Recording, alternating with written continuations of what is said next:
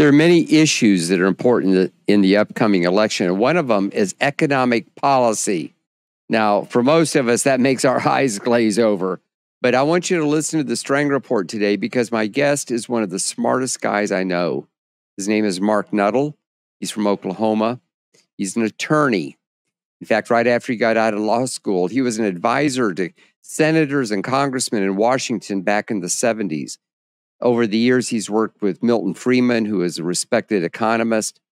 George H.W. Bush actually sent him to China to represent the United States government as they were establishing their stock exchange. He worked in the Ukraine to help them get established after the fall of communism. He represented Boris Yeltsin in Russia. I mean, his resume is too long for me to even go into. I've known him since 2008. We both were supporters back then of Governor Mike Huckabee. We've continued a friendship. And recently I found out that he's starting a website and he is speaking up about these issues. And I invited him to be on the Strang Report because I feel that it's important that we deal with some of these issues and that you get to know some of the people that I've had the opportunity to get to know and trust.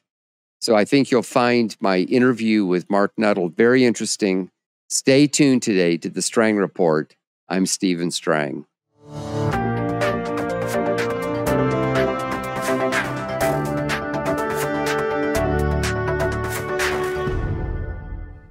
Welcome back and welcome to you, Marc Nuttle. Thank you for fitting in this podcast. You're one of the smartest guys I know when it comes to economics and government. And of course, with the election coming up, one of the important things is when we elect a president that determines a lot of the direction of our country in terms of economic policy. And of course, economic policy affects all of us. It affects the economy, inflation, employment, but most Americans don't know about economic policy. So what do you think are the issues that Kamala Harris and Donald Trump needs to be facing, and what do you think is going to happen after the election? Are we going to have a downturn? Well, Steve, first, it's great to be with you as always, and thanks for having me. There is a pending economic storm that as I describe it, that isn't being addressed by any politician because it's not comfortable for them to do it. And neither presidential candidate seems to have or appears to not have a solution or a platform to address it. It's called the national debt and ongoing deficits. We are now at well over 100% debt to GDP. We're somewhere around, I just pulled some recent numbers. We're about... Okay, so let me interrupt you long enough to ask so that my viewers understand, and so I understand. When you say debt to GDP, that's gross domestic product. Gross domestic products, the measure of all goods and services produced by the United States. So if a person was going to have maybe $50,000 or let's say $100,000 a year in salary, that'd be like their debt would be $100,000. Am I understanding that right? Well, yes, they could have assets. But let's say basically it's this: if someone's making $100,000 a year, they're spending $125,000. Actually, they're spending. I'm sorry, $225,000. They're spending 100% plus additional debt that they're accumulating on, and they have debt that is greater than their income.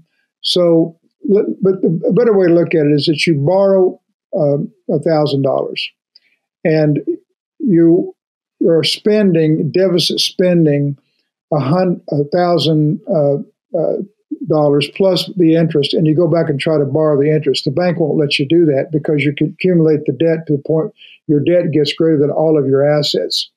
It's not just your income; it is all of your assets. So it would be like you've got you're making $100,000, you've got $100,000 in debt, and you're spending $100,000 over your income. And So the average person couldn't keep that up indefinitely. I mean, well, you no, have a few credit cards and you might have a rich relative, but you can't keep it up indefinitely, and neither can the government. no bank would allow you to borrow interest on your debt and accumulate further debt on the loan. Uh, any average person, average citizen knows that. Your credit cards have a limit. Your bank loans have a limit, and it's based upon your income and your ability to pay it back over a period of time. You can't continue to go further and further in debt and borrow the interest on your debt at the same time. So let's talk about how that affects America. We don't have a lot of time, and I want to find out and give my viewers an opportunity to get to know you and your vast experience, especially with China and the Ukraine, because most of us never have an opportunity to talk or listen to an expert like you. So get back to finish the previous thing we were talking about, what's going to happen after the election with a downturn, which is what I understood you to say, and also what should be the things that we're looking for with this election coming up. Well, quickly, let me summarize this, Steve. It's what I call a catch-22. A catch-22 is where for a country, that you can't have economic growth without cost of capital, in other words, interest on your money. You have to pay for your investment. And at the same time, you can't afford a higher interest rate because your debt is so high. In other words, right now, the United States government owes about $35 trillion on a GDP of around $27 trillion. So we're somewhere around 125% debt, cash flow debt to our gross domestic product. That's how a nation state measures its wealth. And as interest rates rise, we just passed the point this year where the government now is paying $1.2 trillion in interest on the debt, and it's climbing. And so if you borrow interest and it adds to your debt, your interest rate, the amount of money you're paying on the interest continues to get bigger and bigger and bigger until it turns your ship upside down. And that's where we are. So we can't afford growth, because growth means there's a cost and your economy grows, and a healthy interest rate somewhere between 4 and 5%. And we can't afford that as our debt gets bigger and bigger as we're borrowing the interest. And it's at a point now where the United States is borrowing about $1 trillion every 88 days. So we're now approaching a deficit of $4 trillion. The official deficit is about 2.3, 2.5, but still, that would be, back putting it in individual terms, you're spending more money than you make, adding it to your debt, and your cost of your debt goes up. There's a point. It's just mathematical equation. It hasn't Republican, Democratic, conservative, or liberal. It's just the way it is. And the answer is to balance the budget, and that's why no one wants to talk about it. No one wants to tell 40% of the American public that some services need to be restricted to get this back in balance. But here's the problem, Steve. Again, as economists know, it's mathematical. The budget will be balanced one way or another. You'll either do it practically, prudently, work with the American people on what that policy is, or the debt will increase to the point that you can't afford it, you go bankrupt, and it will balance itself. Now, the good news is the United States is still the strongest country in the world. I want your listeners to know that. But the whole world is in this problem. This is why it's becoming a catch-22. There's about $114 trillion in GDP in the world, and the world owes about $120 trillion in debt. Every country in the world is in a debt of over 100% of its GDP, except possibly for Switzerland. And we are the world's currency.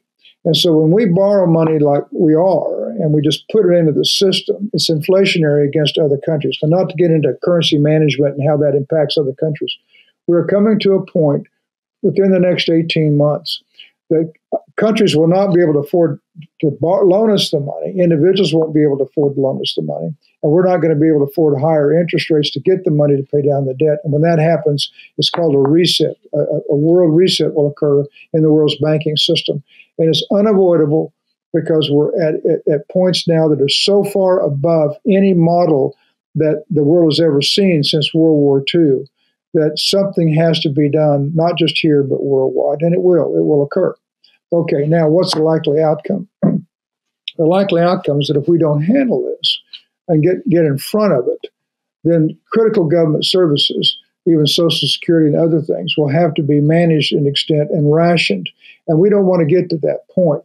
So the only outcomes are, one, you nationalize the banks, you ration currency, like a socialist government or even worse, a communist government. And there are progressives inside the Democratic Party talking about that. Or you let it go and let the system cure itself, particularly at the local level. And this is what I want to encourage people to think about in this election cycle. One of the unique economic advantages of the United States that it doesn't occur to this extent anywhere else in the world is local authority over finances. So let me give you an example. We just take this for granted, but most states, most cities want to build a high school. You don't go to the federal government to get the money or the permission, and you don't even go to the state. You go to the local school board. They design the particulars for the new high school based upon their entire educational system. The superintendents of the school systems are involved to the point you issue a bond issue, a school bond issue. It's usually an ad valorem tax, and you finance it yourself. The local community votes school district by school district when they want a new high school. Same for a hospital, same for roads and infrastructure at the local level. Every other country, can you imagine in Orlando that you wanted to add a high school because your population is growing and you need it to keep the classroom sizes in check and to provide a quality education. But you had to go to the federal government and lobby them for the money, and they were trying to decide whether Louisville, Kentucky, or Spokane, Washington, or somebody else got the next high school. Can you imagine what the gridlock would be in the educational system? Well, that's the way it is in a lot of places around the world, even including G7 countries. Because we have that local authority, we need to maximize it, leverage it, take control of these finances ourselves at the local level, and make sure that the next government doesn't infringe upon that local authority. Because to nationalize the banks or to take control of capital and ration it as some one standard fits all and the federal government decides where the money goes, will not allow us to get ahead of the debt problem to the point that we will become a socialistic government, because then that rationing of goods and services will extend to everything. Well, I've had the privilege of knowing you for a number of years, and I'm always impressed when you talk about how you've worked with governments all over the world. And just preparing for this podcast, you sent me all this material to read. But I understand that you're setting up a website that people can go to educate themselves, to find out more about some of the things you're talking about, because it would take us hours. It would be a college course or more to delve into all of this and to glean the information that you've gained. So tell us about your website. And then before we wrap up this short podcast, tell us at least one or two anecdotes about working in Ukraine and China, because I think people would find that interesting. Okay. Well, all right. The website is called ntrustnetwork.com, and ntrust is two words. It is a website. It's free. It has information and news. It discusses the Catch-22, some of the other things that we've talked about here today. And it talks about a reset. What is it? Why it's inevitable? What are the possible outcomes? And what should you do about it? And what can you do? Join with other leaders in your city, primarily through your churches, to determine how you're going to manage the resources of critical needs based upon this reset that's coming, but that will require the federal government to balance its budget. I believe that turning to yourself, those states that do that will lead those states that don't into a new system that the United States then will lead the rest of the world. Now, how do you do it? Go there. You can either sign up as an individual, a church, an elected official, law enforcement, and most importantly, a small business, family-owned businesses. There are 10 million Christian family-owned businesses in the United States. There are another 10 million family businesses, and then 10 million corporate small businesses. 30 million small businesses is what the IRS tells us is the number. That's what COVID relief funds were based upon. It is unique to the world. Small business, Steve, employs 50% of the non-farm adult workforce in the United States and produces half of the gross domestic product. And what is a small business? 25 employees or less.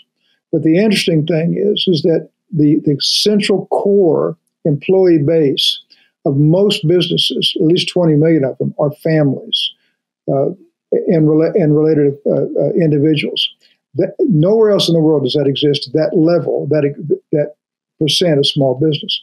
So go there, sign up. There'll be discussion platforms, ongoing information. Hopefully, we'll get it down to a point that the communication is easy to understand. We'll get your feedback. We'll start talking to each other over the next months, because this is coming after the election. It will face. And by the way, it's just not me saying this. Jerome Powell said it in March. Jamie Dimon, the chairman of the board of the largest bank in the United States, is saying it. The director of the Congressional Budget Office are all saying the deficits must be addressed, because the point of the debt is getting to the point of what I described as a catch-22. We can't have growth because we can't afford the debt. If we don't have growth, then the debt will grow through services of the deficit spending. The deficits have to be addressed. Okay. Unfortunately, in this election, we're not hearing a lot about this in the debates or in the interviews or even in the Trump rallies. But basically, the Democrats, of course, headed by Kamala Harris, are going to be going toward more and more big government, more and more socialism, more and more control. Trump, even though he's really not an economist himself, he's going to let the economy be more free. And of course, he's a businessman, a very successful businessman. So he sort of gets it. Am I summarizing it correctly? Yes, you are. And considering this election cycle, it's my opinion that Donald Trump, he may not have a program for it, but he'll let it go. I mean, he'll let the banks restructure the way they see fit. He'll let first cities decide how they want to restructure, and then states. And that's most important. Let's just cut to the chase. Red states will turn to themselves. Blue states will turn to the federal government. And when blue states turn to the federal government for answers, they won't be there. And I don't think the government will balance this budget without going kicking and screaming. And when it does, it will turn to the red states for answers. How did you do that? And then we'll turn back to a free enterprise, free choice economic system. That's what made this country great. It's the idea that local authority over finances, deciding for yourselves what kind of a city you want, what services you'll provide, and the critical services of education, healthcare, transportation, sporting events, other things are done through bond issues at the local level, and that's the way it should be. If we can get back to that, then we can lead the rest of the world into that same system. But Donald Trump will just turn it loose. And then what I'm saying is that the unique structure of the United States will take care of itself. And what I mean by structure, this ability for banks to restructure, cities to restructure as they see fit through local authority. The progressives, I just go ahead and use the word. I don't want to be too critical here, but Elizabeth Warren is one of the economic advisors of the Democratic Party, and she has said she wants fewer banks. She wants to roll up community banks into regional banks because they're easier to manage, which takes away the choices of the local community.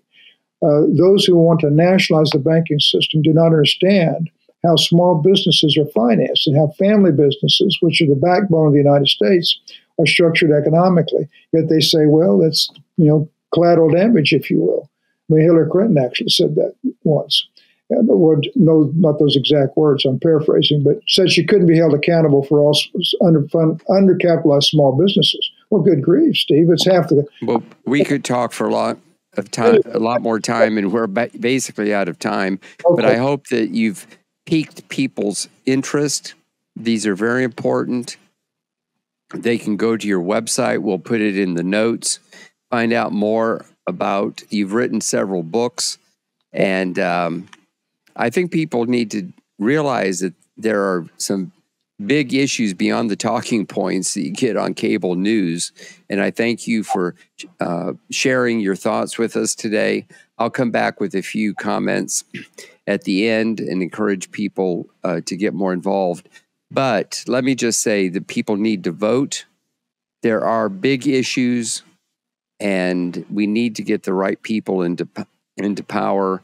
And while there's personalities involved in everything else, basically we need conservative people who will balance the budget. And one of the things that I found interesting in this election campaign is how Elon Musk the richest man in the world, has come out so strong for Trump. And Trump is apparently going to help him, or he says he's going to make some kind of task force for government efficiency, which is going to go a long way to balancing the budget. And I'll give you the last word. Well, at least making everybody aware that you can't print and borrow forever. Just think about that. It is inevitable that sooner or later, if you believed that you could print and borrow forever, then you don't need God, because you can print and just government would just be, what do you want today? Here's your money, as long as it was for a legal reason. It doesn't work that way. It's accountable to your own efforts and talents in a diverse community. We know that. And so a task force is one thing. Electing officials with the will to course correct is another. Take time to share this podcast with others. Put it on social media. I believe that there are people who will benefit from what Marc Nuttle has to say about his new website called Entrust Network. Thank you for watching today, and be sure to tune in again for another edition of the Strang Report. And if you haven't already done it, be sure to hit the subscribe button and the little bell to let you know when we're on live. Thank you for watching. God bless you.